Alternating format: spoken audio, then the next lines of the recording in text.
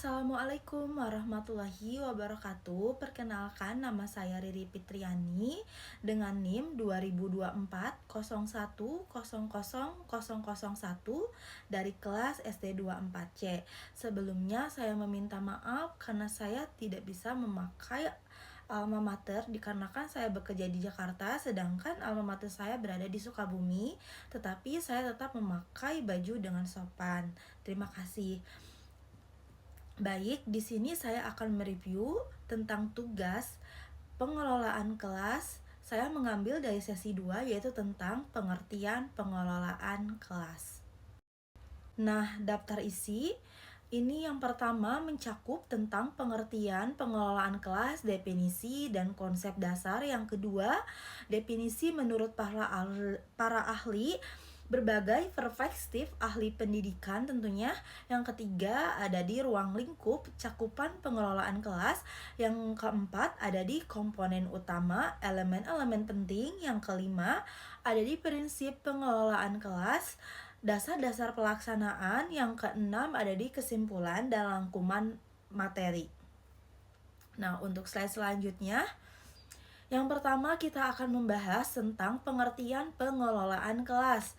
Nah, jadi pengelolaan kelas itu adalah serangkaian kegiatan guru yang ditunjukkan untuk menciptakan dan mempertahankan kondisi kelas yang kondusif sehingga proses belajar mengajar dapat berlangsung secara efektif dan juga efisien.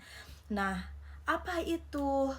Nah, upayanya terencana dan sistematis yang dilakukan guru untuk menciptakan suasana kelas yang mendukung kegiatan belajar. Tapi, mengapa begitu penting? Dikarenakan kondisi kelas yang dikelola dengan baik menjadi syarat mutlak berlangsungnya pembelajaran yang berkualitas. Untuk selanjutnya, ada di definisi menurut para ahli. Yang pertama, ada definisi dari Usman 2006, yaitu pengelolaan kelas adalah keterampilan guru untuk menciptakan dan memelihara kondisi belajar yang optimal dan mengembalikannya bila terjadi gangguan. Ada juga pendapat menurut Nawawi 1982, yaitu kemampuan guru dalam mendayagunakan potensi kelas berupa pemberian kesempatan yang seluas-luasnya pada setiap personal untuk melakukan kegiatan kreatif dan terarah. Ada juga menurut Ari Kunto 1986, yaitu pengelolaan kelas adalah suatu usaha yang dilakukan oleh penanggung jawab kegiatan belajar mengajar dengan maksud agar dicapai kondisi optimal sehingga dapat terlaksana kegiatan belajar seperti yang diharapkan.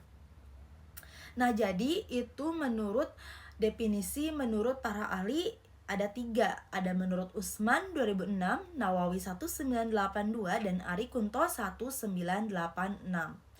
Nah, untuk selanjutnya yaitu ruang lingkup pengelolaan kelas.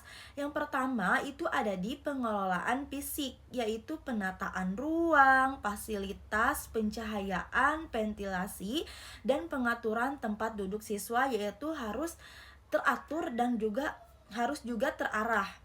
Nah, yang kedua yaitu ada di pengelolaan sosial emosional, membangun hubungan positif antara guru dan siswa dengan iklim kelas yang hangat. Itu juga sangat sangat membantu mendukung untuk pengelolaan kelas tersebut. Nah, yang ketiga yaitu ada pengelolaan administratif, yaitu presensi, jadwal, administrasi belajar, dan pencatatan perkembangan siswa. Nah, yang keempat ada di pengelolaan pembelajaran, persiapan materi, metode mengajar, waktu, dan evaluasi belajar. Itu mencakup ke pengelolaan pembelajaran. Yang keempat ada di pengelolaan disiplin, penetapan aturan kelas, penanganan pelanggaran, dan pembentukan karakter siswa. Misalnya ada siswa yang telat untuk masuk terlambat sekolahnya. Nah, itu harus ada penanganan pelanggaran ya, tapi bukan pelanggaran berat, tapi termasuk ke pelanggaran ringan seperti ditanya dahulu kenapa alasan terlambatnya, seperti itu. Nah, yang keenam ada di pengelolaan sumber belajar, yaitu penggunaan media, buku, teknologi, dan sumber belajar lainnya. Nah, untuk selanjutnya ada di komponen utama pengelolaan kelas. Yang pertama itu ada guru. Nah, guru di sini yaitu kompetensi, keterampilan, kepribadian, dan profesionalisme guru sebagai pengelola utama kelas. Itu harus diwajibkan, teman-teman. Nah, yang kedua ada di lingkungan. Kondisi fisik kelas, sarana prasarana, dan suasana belajar yang mendukung. Nah, yang ketiga ada di siswa, karakteristik, kebutuhan, motivasi, dan dinamika interaksi antara siswa dan dalam kelas. Nah, yang keempat ada interaksi. Pola komunikasi guru siswa dan siswa-siswa yang produktif dan positif. Jadi harus ada komunikasi, interaksi antar siswa dan guru. Nah, untuk selanjutnya ada di prinsip pengelolaan kelas. Yang pertama itu hangat dan antusias. Jadi guru itu menunjukkan kehangatan, perhatian, dan antusiasme dalam mengajar. Nah, yang kedua bervariasi. Yang kedua ada di tantangan. Materi dirancang menantang agar siswa termotivasi dan tidak bosan. Yang ketiga ada di bervariasi.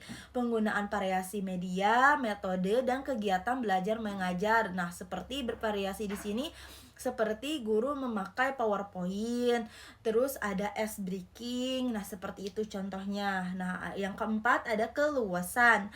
Guru mampu beradaptasi dan menyesuaikan strategi sesuai kondisi kelas. Yang kelima ada penekanan positif. Menekankan hal-hal positif, menghindari hukuman yang bersifat negatif. Nah, terus yang keenam ada penanaman disiplin diri. Mendorong siswa mengembangkan disiplin diri dan tanggung jawab. Untuk selanjutnya ini ada di kesimpulan. Kesimpulan dari di atas yaitu pengelolaan kelas yang efektif berarti pengelolaan kelas adalah keterampilan esensial yang wajib dikuasai setiap guru profesional. Nah, kedua, mencakup dimensi fisik, sosio-emosional, administratif, dan pedagogis secara holistik. Yang ketiga, bertujuan menciptakan lingkungan belajar yang kondusif, aman, dan menyenangkan bagi siswa. Yang keempat, memerlukan prinsip kehangatan, variasi, dan keluasan, dan penguatan disiplin positif. Sekian dari saya. Mohon maaf apabila ada kekurangan. Wabillahi taufiq wal hidayah. Assalamualaikum warahmatullahi wabarakatuh.